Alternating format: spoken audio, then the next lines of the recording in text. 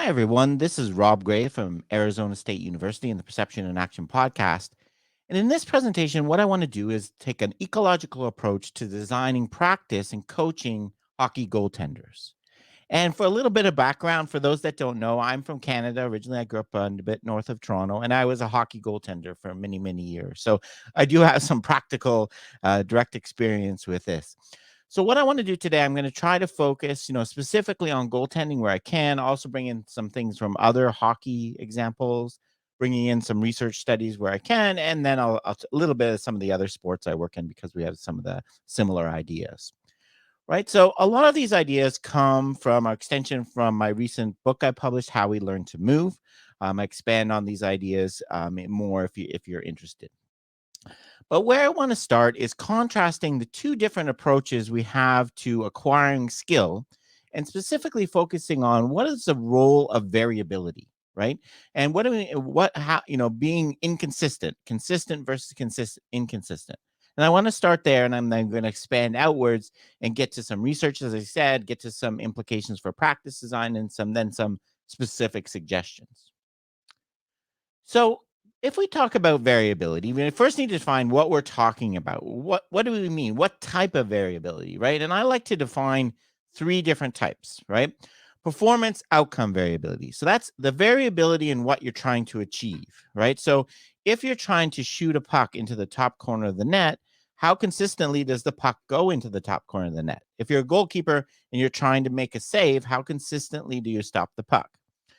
Right? Obviously, and no matter what you believe about skill or coaching, we want that variability to be low, right? We want to consistently produce the outcomes we're looking for, right? If it was basketball, we want to consistently get the ball in the hoop, etc.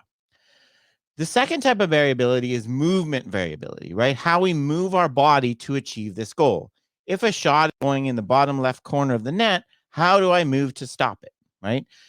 Is the key, and we'll see this is where kind of we start to see a difference, right? There's a difference on whether this needs to be low or needs to can be allow some variability.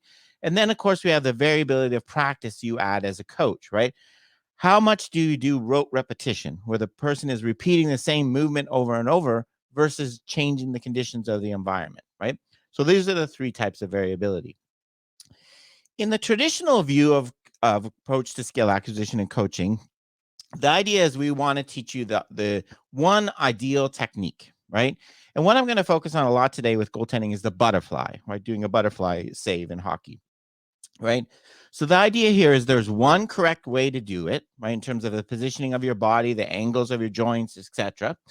We're going to teach you this and try to get you to repeat it over and over and over under fairly low variability conditions. We're going to give you feedback. Oh, you're not low enough. Your legs are too splayed, etc. Um, and the coach is going to correct you, right? What we're essentially trying to do is reduce the movement variability, right? We don't want you to be inconsistent in how you do a butterfly. We want you to do exactly the same way every time, right? And the assumption in here is that the way that we achieve our goal consistently is by a repeatable technique, right? Whether it's pitching a baseball, saving a hockey puck, shooting a basketball. The key to consistent outcomes is consistent movement, right? So any variability in our movement, so any variability in how much you bend your knee or how much forward you lean when you're doing a butterfly, in the traditional view is considered to be noise, right? Something bad we want to get rid of. And the way that we get rid of it is by repetition. We keep repeating it over and over and over until we can do this movement very, very consistently with very little variability. Okay. So the idea here is that if we link those three types of variability I talked about, if we want to consistently achieve the outcome of stopping a puck, we need to have a repeatable butterfly technique, for example. We want the same body positioning, the same angles, the same forces, etc. And we achieve this by focusing on the mechanics, the technique in practice, right?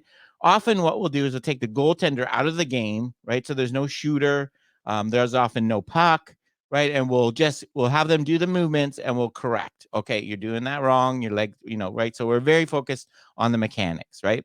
The idea is in the tradition of something is you need to learn the fundamental technique before we can put it back into the game and you can actually play. So the idea here is that low outcome variability, consistently stopping the puck, is produced by low movement variability. The repeatable technique which is achieved by relatively low practice variability, right? So in these examples, there's not much going on, right? What we've done is simplify. We've decomposed the task, broken apart, making everything very consistent and simple for the goalie. So there's not all the chaos of defenders blocking their view and so on, right? So this is the traditional assumption. When we do go on and add variability to practice, right? We wanted to add variability to practice eventually. What we're doing it for, the purpose of adding variability in the traditional view is to allow you to adjust the technique, right? So we want you to learn the basic fundamental of the butterfly. Then we want you to teach you to make specific adjustments in conditions you might face. So when there's someone blocking your view, when the shot is high, right? When there's a different angle, right? So what we're going to do is teach you adjustability. We teach you the basic fundamentals. Then you're going to learn to reparameterize this basic program you've learned to respond to these different conditions. So what we have is repetition with repetition despite variation, right? So we want to teach you how to be able to maintain this fundamental technique, this good repeatable form, despite the variation going on in the environment. As another example, think about golf, right? We're going to teach you how to do a proper golf swing, all the form of it on flat ground, right? And then what we want to do after you get that down, after hours and hours of repeating the shots and doing practice range, we're going to teach you how to hold on to that, maintain that when you're on a downhill lie or an uphill lie, right? So we're teaching you how to adjust this basic fundamental program when you face different conditions. Okay, so this is kind of the traditional view. So because of this, right, because of this view of variability, we want to put the variability later, right? We want to initially start with those exercises like we saw with the goalies. We want very low variability at the start. We don't want lots of shooters and different angles and defenders in your way, opponents in your way, right? We want you to learn the fundamentals first. And this is a baseball example, right, that I work in, right? We want you to hit off a tee, not a pitched ball or any different types of curveballs, fastballs, because we want you to learn the mechanics so that you can repeat it. Then we'll add variability later on. And when we do add variability, we want to add stuff that's actually going to occur in the game, right? Different angles, different shot distances, right? It makes no sense to add a bigger ball or a bouncier puck, right? Because you're never going to face that. You don't need to learn to adjust to that, right? So this is kind of the traditional view. The other thing that we do, the kind of the fundamental, I already mentioned this a little bit, the fundamental thing that we assume is required in the traditional view of skill is task decomposition and repetition, right? We can't just let you go play hockey. Oh, Lord, no, right? You need to learn how to stick handle first, right? You need to learn the fundamental skill first before you can play the game, right? So the classic example, right? We can't let you go play a hockey game until you can handle the puck around cones. What's the problem with decomposing things like this, right? One is, what's called action fidelity. Is this what you want the athlete to be doing in the game, looking down at the ground to see where the cones are? The other really thing that I don't like about this decomposition and those goalie examples where they have no shooter, right? You're just getting them to flop down in a butterfly. There's no information here that drives the action, right? Our actions are purposeful and functional, right? I go left with the puck or I drop down in a butterfly because of something I pick up in the environment from the shooter or my opponent, right? My action, what I do, whether I go left or right with the puck and how I do it, is coupled to information, right? There's no information from a cone. There's no information from a coach just yelling you, right? It's just aesthetics, right? You're just doing it to satisfy the coach. There's no reason I should go left or right around the cone because it doesn't matter, right? I'm not achieving an actual goal, right? And also, I don't like these exercises because they're boring, right? You have to wait in line. You're not playing, the quote I sometimes use is the best equipment ever invented to train a team sport is other teammates, right? Don't use inanimate objects as much, kids waited all week to play with other kids and you're making them stand and then go do drills by themselves. So I call this fake agility, right? This is a fake agility drill. And a lot of the goaltending butterfly ones are the same, right? Goaltending, the timing of your butterfly, the positioning of your body needs to be driven by information from the shooter, the position of the defenders, etc. Right? If you're just doing it, breaking it apart from that, you're decoupling the perception and action, they're not going to learn that, right? And the assumption that you can just plug it in later is really not really well supported. Okay. So what's the alternative, right? So the alternative is sometimes called the ecological approach, ecological dynamics. And it starts with the fundamental idea that there's no one ideal technique, right? There's no one perfect way to swing a golf club, do a butterfly, right? What we want is this. This is a term coined by Nikolai Bernstein, who was a Russian physiologist who studied movement, and he studied blacksmiths, and he noted that even very skilled blacksmiths, they consistently produce the outcome they want. They hit the exact same spot on the sheet metal, but not by moving in the same way. Right? These lines are showing two strokes of the hammer. You can see they're different. So he coined the term repetition without repetition. We need to repeat our outcome. We can't repeat our movement the same way every time. The reason is because the environment is always changing, both internally in me and externally. Internally, I'm getting fatigued. I might be sore. I'm less flexible than another goaltender. I have longer limbs, bigger levers, right? Externally, there's shooters. The ice quality has changed. There's someone in my way, right? So in this new view, this ecological view, we treat skill as a problem solving, right? So being skillful is not being able to store this plan in your head and pull it out and repeat it over and over. It's being able to adjust your movements to what's going on in the environment, right? And so movement variability is not noise, right, that you want to get rid of. It's good, right? You need variability in the angles of your knees, your body position when you do a butterfly, because the conditions are changing, right? So we want to promote the learner being able to adjust their movement, to explore different movements, to be able to adapt to these problems of the environment, right? That's kind of the big fundamental change. So if we put this in the 3 types of variability, we still want consistent outcomes, right? We still want you to stop the puck every time, of course, but we don't stop the puck every time by moving the exact same way, right? You have to do a butterfly in different ways depending on the shot, the direction, where the defenders are, etc. How fatigued you are. I'll show you some research examples of this before. To achieve this, right, instead of decomposing and making some all the same and focusing on repetition, we want to give athletes problems to solve and focus on adaptability, right? So we want to use maybe a rubber ball instead of a puck. Make them do skating drills and get them fatigued before they do the butterfly drills. Put someone in their way, right? All these kind of things. We're giving you different movement problems to solve or add variability to practice so that we don't want you to learn the one way to do it. We want you to learn multiple ways to do it. And this is sometimes a term called degeneracy. We want you to have a toolbox of different solutions, different ways of doing a butterfly, depending on the conditions we put you in, right? So that's the fundamental difference. Movement variability is not only good, it's required. You have to have it, right? It's impossible, right? So low outcome variability, consistently stopping the puck, requires a significant amount of movement variability, which is developed by higher practice variability. So that's really one of the ways for coaches, that's the implication. It also involves not trying to give the performer the solution, right? So in the ecological approach, we're not giving the goaltender the solution. This is how you do a butterfly. We're giving them problems to solve so they can find the solutions themselves. Notice solutions plural, right? Because there's not just one way to do it. So when we add variability, what we're trying to curve, we're not trying to teach you how to adjust the basic butterfly.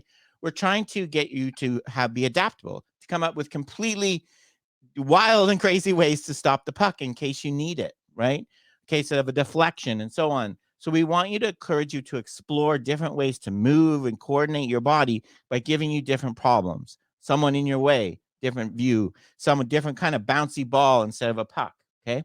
We want you to learn to move, right? So we don't want you to learn to move, right? We're not, oftentimes we focus on, in golf, we focus on swinging instead of playing golf. In hockey, we focus on doing a butterfly instead of stopping a puck, right? We want you to focus on the goal you really care about, stopping the puck, with not the idea that you have to have a certain movement pattern to achieve that, right? So repetition with the route repetition. So repeating the outcome without repeating the movement, because the environment, both externally and internally, is always changing. That's the fundamental idea. So because of that, right, we want variability right away, right?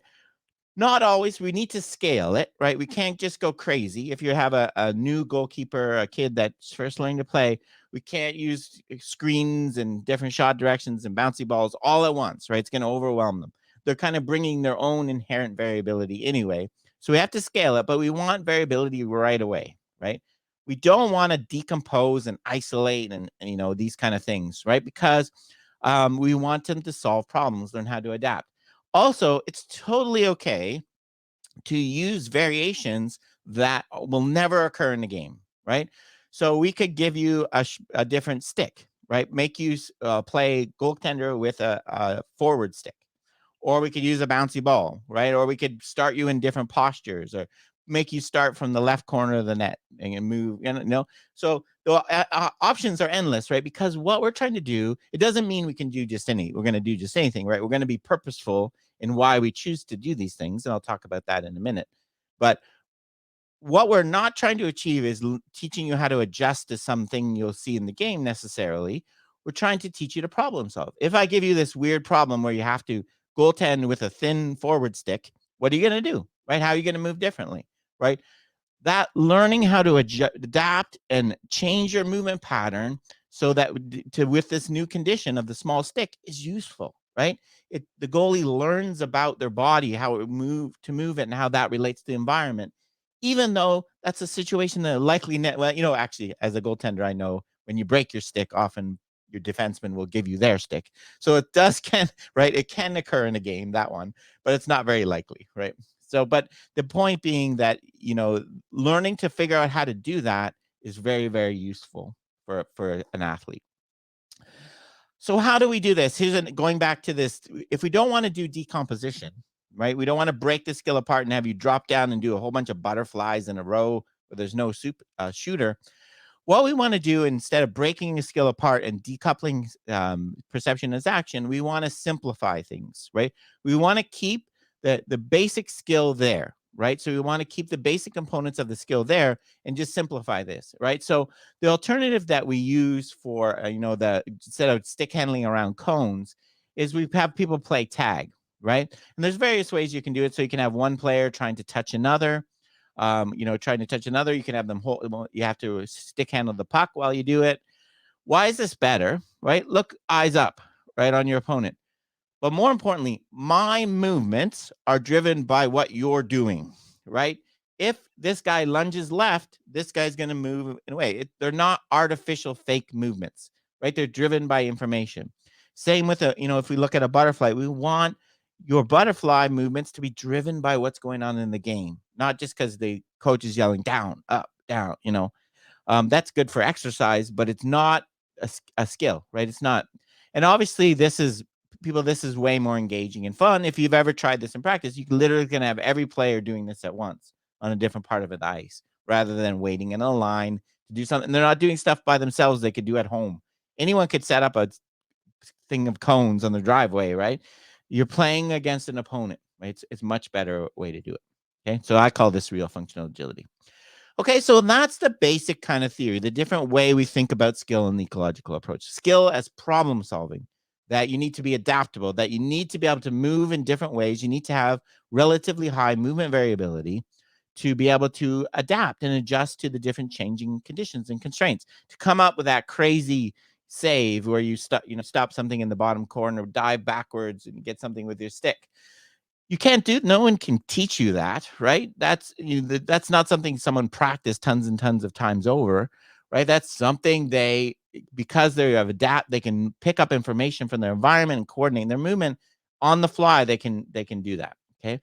So how do we get there? How do we get to this point of having a good problem solver, and what does it mean for how we might change practice, right? So I want to talk about a couple of different ways we treat um, designing practice, and I'll show you some examples and some research. Okay. So let's start with a technical flaw, and this is one that there's a really good thread about this on the from the Twitter account Goalie School, that I picked this out. This could be anything, but so what I started with a few minutes ago, right? I said there's no ideal technique, right? There's no ideal way to do a butterfly. There's no ideal way to swing a baseball bat. That is not to say, right, that there aren't certain properties that need to be there, and there's certain ways that that will not be good, right? So although there isn't one solution, there are solutions that are not, as a coach, aren't going to be effective, right? Or maybe injury causing, right? There's certain things like in baseball, if I want to teach a batter to hit the ball hard, they need to keep, or a pitcher to throw a ball hard, they need to keep the kinetic chain intact, right? If they separate their arm from the body too early, they're not achieving as much force as they could potentially do if they changed, right? So adopting an ecological approach where we allow for different movement solutions and variability is not to say that you have to let people do whatever they want. That's a real common misconception. As a coach, you can and should be stepping in when a person is exploring and finds a solution that won't work, right? Either because it could cause an injury, or from your experience that's not going to be effective, right? And that happens, right? People, when they look for new ways to do things, they're going to come up with some bad solutions, right? But the key thing is, as a coach, I want why, right? Is it because that's not the way that you were taught? Bad answer. That looks different than whether other people do it. Bad answer. Because you can identify specific functional problem with it, or it might cause injury. Okay, right. And here's a good example. So this is an example of when you're doing a butterfly, and say if you have your stick really close to your pads, right? So when you drop down, this causes a couple things. One is it causes your stick to turn out, because it's getting pushed out by your pad movement, right? Which opens up your 5-hole, right? The puck can go between your legs. Also, it makes you're not absorbing the puck, right? You're not absorbing the force of the shot with your stick, so you're going to give up bigger rebounds, right? So we've identified this. We could call a technical flaw, right? It's a movement solution that's not as of it's it works, right? And one of the issues we have when you let people kind of find their own solution is we're kind of very efficient, or if you want to call it lazy learners, right? If I practice a bunch of drills where I don't have to control the rebound, I just have to stop with the puck, why am I going to learn a movement technique that helps me control rebounds, right? It's not required, right? In my sport, baseball, if I'm hitting off a pitching machine that's throwing the ball at the same time, at the same speed every pitch, why would I learn a movement pattern where I can adjust to different speeds, right? We don't learn kind of these general things that work in all situations unless we're faced with a lot of different situations, right? So that's a key why, in goalkeeping, you want to, make sure the intention. What's the intention of it? Is it just to stop the puck? Is it to control the rebound? Is it to freeze it? So we need to think about that. So this is a technical flaw we've coded as a coach, right? And that's our job as a coach still, right? The difference in the two approaches is where we go from here, right? The traditional way we deal with something like this, and there's lots of different other ones we could think of. You're not getting low enough. Your pads are turned out. There's lots of other ones. The typical way we deal with this is explicit verbal instructions. In other words, we try to give the athlete the answer, the solution. Okay, you're doing this wrong. Here's how you correct it, right? In my example, one of the ones I deal with a lot in baseball pitching, when pitcher separates their arm from their body and their delivery, which can cause elbow injuries. I could tell them, keep your arm closer, make sure you feel your arm at this angle. Don't get your shoulder below this angle, right? So I'm giving you explicit instructions about what you do with your body, right? And on that Twitter thread I mentioned, this is what the recommendation. You want your goalie to go in your stance, face straight ahead, and use peripherals to look down. See if your hands are in a good spot, right? So if you can see your hands, then your stick's far enough away from your pads, right? So I'm giving you the solution of how to solve this, right? How to solve this problem. What's wrong with this? Why is this not a good method? And if you've worked with enough athletes, I've certainly experienced this in baseball. This doesn't tend to work very well. I found, right, when you try it doesn't always work, right? Why? What's wrong with it? First off, it's likely to induce what we call an internal focus of attention, right? What it's getting you to do is start to focus on your body while you're executing a save, right? So you're thinking about where your hands are, right? In that example, you're thinking about how much your knees are bent. There's a very, very long body of work over 25 years now, led by Gabby Wolf from University of Nevada, Las Vegas, showing that focusing on your body is not the best way to learn, right? It's kind of detrimental to learning. The reason is, right, you get overly focused on your movement. Doesn't allow you to explore and adapt and things like that to the environment, right? So what we want instead is an external focus, right? We want you focusing on the shooter, the defender, the puck, not on your own body, right? That's why, we think people fail under pressure, right? And for example, in golf, when I'm recording this, I just watched the guy fit on the PGA choke on the 18th hole. In focusing on what your arms are doing while swinging a golf club during a drive is a way to make it fail, right? We don't want you focusing internally. So if as a coach, I'm telling you how to move your body, I'm going to get you focusing internally. Okay. Um, Even research has shown, and as I said, from practical experience, I've seen this many times, even very, very skilled athletes are quite poor at implementing specific bodily instructions. And this is summed up beautifully by the quote from Franz Bosch: the body shows very little interest in what the coach has to say. Okay. So this is an example of a study I talk about in my book. I really like Georgia Giblin. They did a study where they asked very skilled tennis players to change their technique in some specific way, right? Bend your knees 20 degrees more on this one, 40 degrees more on this one. Hit the ball 10 centimeters to the left, 20 centimeters to the left, 10 centimeters to the right. And then they use motion tracking to see how well they could actually do it.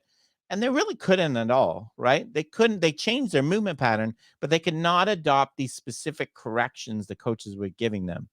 And the reason is our body's not designed to do that, right? We can't boss our body around and tell it how much to bend your knees or how much force to put in. It's designed to, excuse me, what we call self-organize. You give it a goal, I want to stop that shot. It kind of figures it out on its own, the specific details of what goes on, right? So that's another reason. The third reason is um, giving an athlete the one solution to a problem doesn't allow for the fact that individuals are different, right? So what in the ecological approach, we assume that movement solutions are based on the constraints. I've been calling them conditions. They're based on the task constraint. What's my goal, right? Is my goal just to stop the puck or control the rebound or put the rebound specific place? What's the environment? How is it the third period? Is the ice worn down? Are there lots of chips in the ice? And most importantly, for this example, the individual constraints. How tall am I? How flexible am I? How long are my arms and legs, right? If I just give the one solution, it doesn't allow for individuality, right? The person to come up with a thing that works for them, which we really need to focus on, right? So this kind of explicit correction, giving the person the answer, is really not the effective way, okay? Um, and this kind of gets summed up by, in coaching, there's a very, very big difference between movement description, analyzing a movement, and movement instruction, right? So when we're analyzing a goalkeeper, it's fine to get into all the body parts, the biomechanics, and this is some really good research showing that the coaches are quite good at this, right? Understanding biomechanics of skating, like what position your body is in. That's fine for analyzing and looking at what you want to change about an athlete. But in most cases, you do not want to use that same language when you're actually coaching them, right? You don't want to say, oh, you need to keep your head bent down. You need to turn your hips this much. That's for all those reasons I just discussed, they're not going to work. What you want to do is use that knowledge you have about the biomechanics and things to design the practice, not just give it that to the athlete, right? The example I always like to use, a few weeks ago, I took my father-in-law to club fitting for golf, and a while ago, and for his birthday, and they had all the TrackMan, all these things that can measure all the things about his swing, and this coach, this really, really high level golf coach, he would go back and look at it, and he would talk to me and the other guy, and he'd describe, okay, this is what's wrong biomechanically. He's doing this with the body. And then he'd walk over to my father-in-law and he'd say, I want you to imagine you're casting a fishing line, right? So he wanted to get him to steeper swing path, but he didn't describe all the elbow and shoulder and things, right? So he converted this information from the description analysis into instruction, right? And those two things are very different. And there's an episode of the podcast where I get into that. Okay. So what's the alternative to explicit instruction giving you the solution? Well, the main alternative that we kind of promote in the ecological approach is called the constraints-led approach, right? So if I identify a technical flaw in your movement, instead of giving you the solution, what I want to do is add a constraint or multiple constraints to the practice. And we'll talk about what exactly we can do. So what I want to do is try to somehow change your task or the environment so that your solution won't work anymore, right? So in my baseball example, if a pitcher's separating their arm from the body too early, I put a ball under their arm. They have to hold against it, right? If they separate too early, the ball falls out, right? So I've created a new task where what you're doing before won't work, right? Um, so you have to come up with something new. But notice I'm not telling you what that new thing is, right? I'm creating an environment that destabilizes your existing solution, gets you to explore for other solutions. Hopefully, I'm going to give you information about whether a new solution is good, right? And I can do this in multiple different ways, right? We talked about this constraints pyramid a second ago. For the most part, I'm going to work as a coach. You manipulate the task constraints. You can manipulate the equipment, the density of players, how much time. You still can say things, right? That's another common misconception. Your instructions are verbal constraints, right?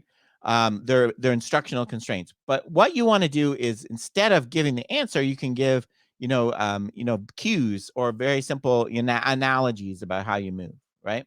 So this is kind of what we want to do in constraints. So um, how do constraints change, right? Constraints change our movement, right?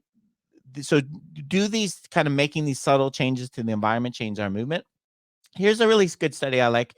This is looking at from 2008, looking at movement patterns of goaltenders. So they're looking at how much they move vertically, laterally, how much they do butterfly, and so on.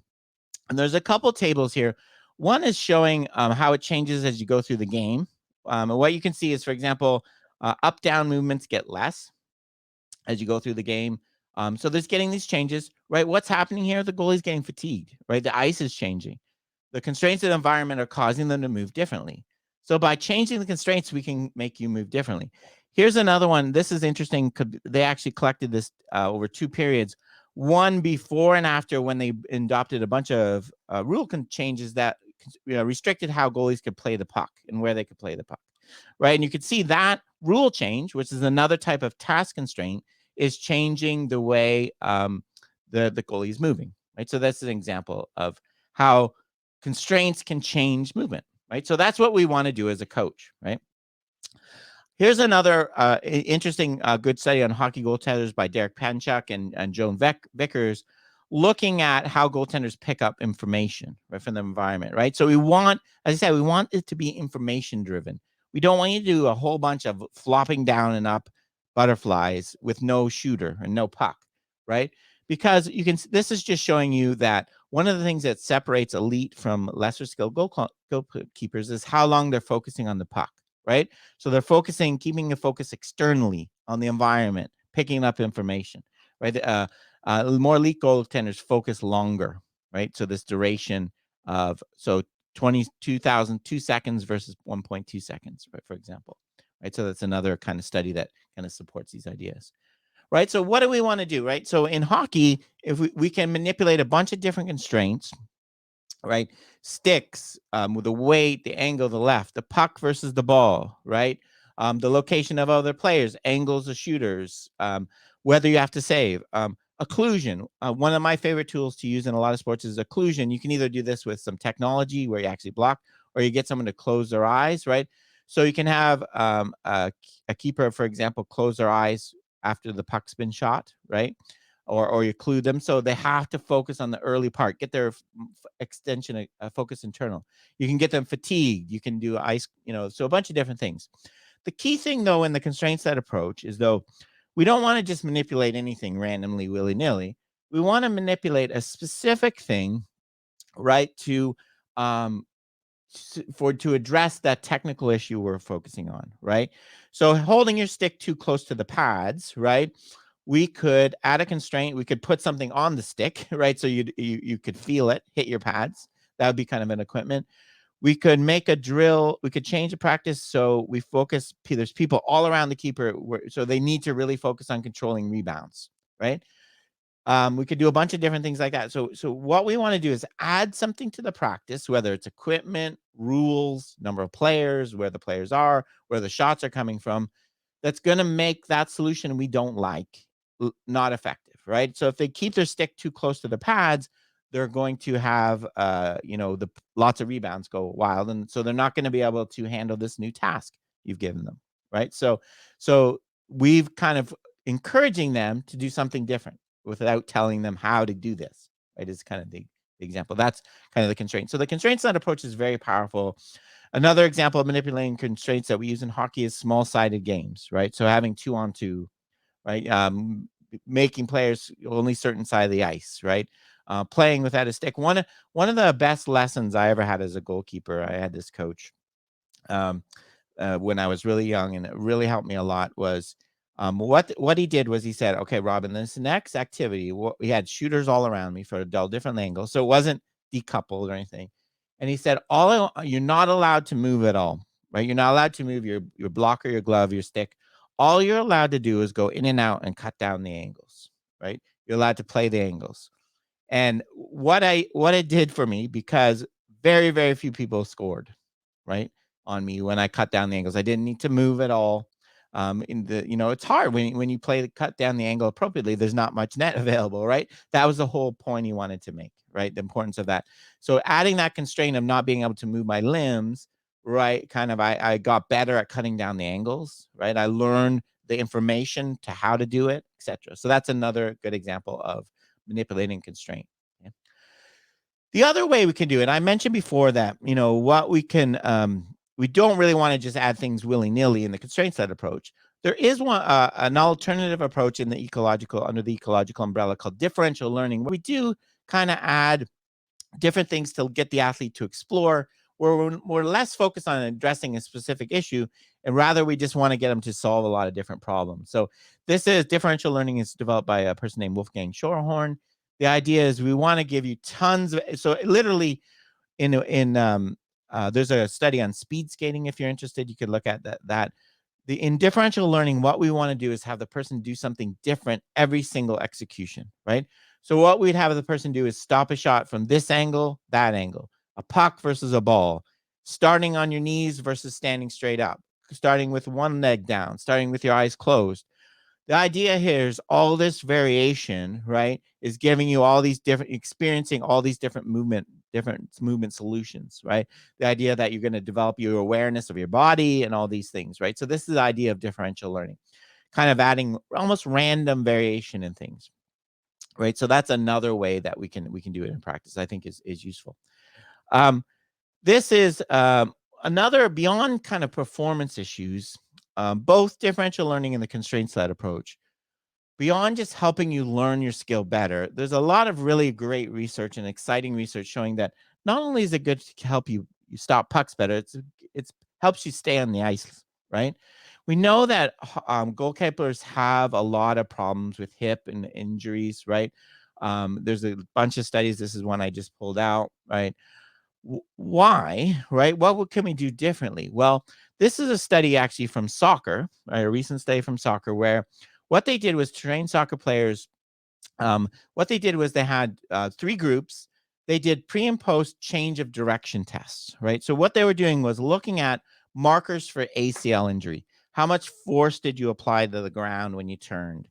How much, what angle was your knee at? So they had these kind of markers. So they did this before and after training, right? And then what they did was they had 3 training groups. They had a group that learned passing, shooting, everything in a very traditional way, where the conditions were low variability, want you to try to repeat your movement. They had a constraints-led approach where they did a lot of small-sided games, different ball sizes, futsal versus soccer, right? Trying to get you to be more variable. And then they had a differential learning group that also they had random variability, right? Start with completely different body postures, one eye closed, arms crossed, right? while learning to do these soccer skills. And what they found was that when they looked at the markers for ACL injury, they were lower in the two groups that promote variability. In the CL, the constraint-led approach group, and the differential learning, this is showing force, ground reaction force. You can see the traditional group actually went up a bit. The constraints-led group in differential learning either stayed the same or went down after training. This was true of the angles and things as well. So the markers for injury decreased, right? Why? Why might this occur? Well, this fits nicely with a hypothesis first proposed by a person named James. The idea, like when we think about why do people get injured, right? You do it too much, right? And you do it the wrong way, right? So the reason a goalkeeper gets injured is they're playing too much, or a baseball pitcher, they're throwing too much, and you're not doing the butterfly correctly. James proposed the idea that this is actually there's a third dimension that kind of changes this a lot, right? Think about it. If I do this movement the same way every time, exactly, if I could do that, if I could drop down to a butterfly the same way every time, I'm putting stressors on the exact same joints, the same tendons, the same, muscles every time, right? Wouldn't it be much better if I did that in a slightly different way every time, right? Variability, so adding more variability is a way to reduce the chance of injury, right? There's a growing body of research. So promoting these different movement patterns, different ways to do a butterfly, not only is useful for being adaptable to changing environment, it seems to reduce the chance of injury. And that's what that study seems to be showing, right? The markers for ACL injury are less because you're moving in different ways, right? You're not doing the same way. And focusing on the one correct solution might actually increase your chance of injury. Okay.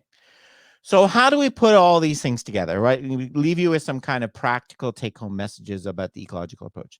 The first thing I always say, the biggest thing that I notice as a consultant, I work with a lot of different sports and Olympics and teams and things like that, is I find a lot of what I'm doing is asking why, right? Why are you doing that drill? What are you trying to achieve?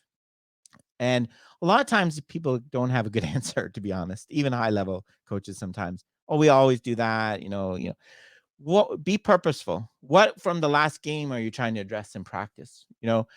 This doesn't mean that you need to be crazy and have everything variable all the time. A purpose of the practice could be to have fun. A purpose of a practice could be to make a goalkeeper feel confident by giving them very low variability shots. Another purpose could be for learning to correct that technical flaw with a stick, right? So why are you doing it, right? Make practice activities more game-like. Whenever you can add representative consequences, right? So saving pucks without thinking about controlling rebounds, right? You want to having someone there ready to get the rebound, right? You want to make things have consequences. You want them to make decisions about how to play the puck, right? Not just go in the corner with no opposing person coming.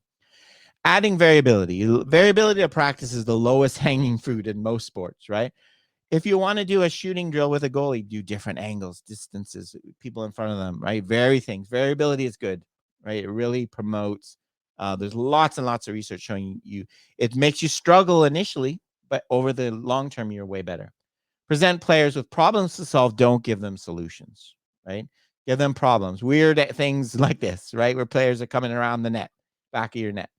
Um, Step in with instructions when necessary, right? As I mentioned, when you notice something about the movement solution you don't like, either because you don't think it's missing some key property, right, that you think needs to be there, or it could cause injury.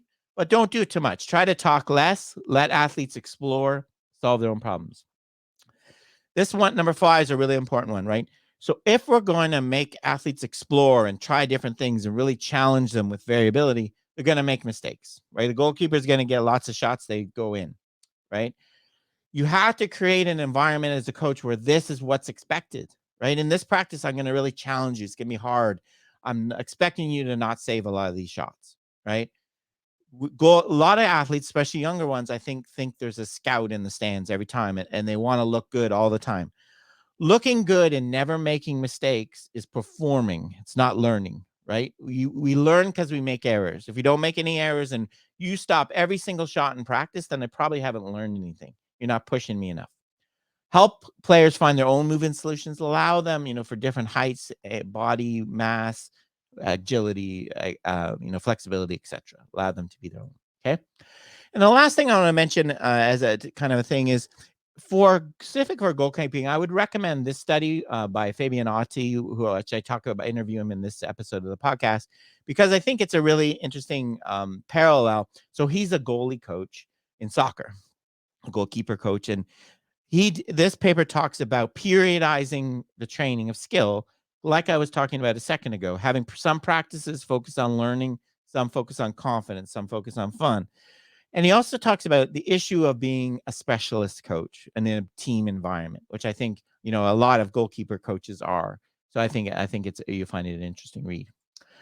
Okay, so that's it for this presentation. You can find everything about what I do, my research, my podcast, my book. The easiest way to find it is to go to perceptionaction.com. And so thank you very much for listening. Cheers for now, and keep them coupled.